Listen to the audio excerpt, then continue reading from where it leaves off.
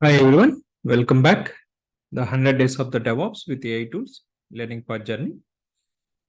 So I hope so you have completed the day 34 agenda that is about AWS CBS volume types. Yes, one of the important concept, knowing that what are the different types are available and which type of the volume in which context we use it, and how do you do the encryption of the volume as a security constraint point of view, and as well as what is like a difference between that EBS volume and instance store type of the volume. Yeah, there are all the concepts that you got it in this yesterday's agenda. Yeah, if you move into this, the next agenda, but before that, yes, if you're following the learning path journey and if you think, yes, this is helping you to get that idea on, yeah, what are the concepts that we have in that overall the journey. Yeah, the like and comment and share the video, and don't forget to subscribe for exciting content to receive the latest updates. Yeah, so let's go ahead to understand the day 35 agenda that is about elastic load balancers and types. What are the different types are available? Yeah, so that is agenda which are going to have it in this today's objective. Yeah, so as we are following that the workflow.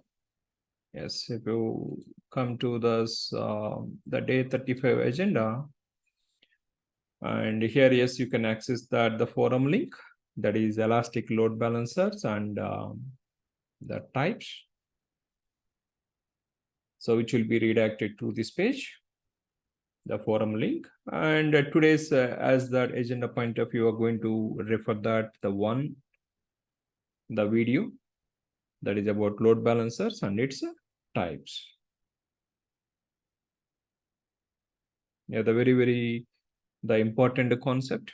If you are learning that the AWS, one of the core concept which we should know that elastic load balancers and its data types. Yes, almost 1.5 hour video is available. So go ahead and complete it. But what you are going to learn it in this the load balancers concept. So you are going to understand that what is the scalability, what is the high availability, and what is the correlation that's we have that's between the scalability and the high availability. And as well as the importance of the load balancer.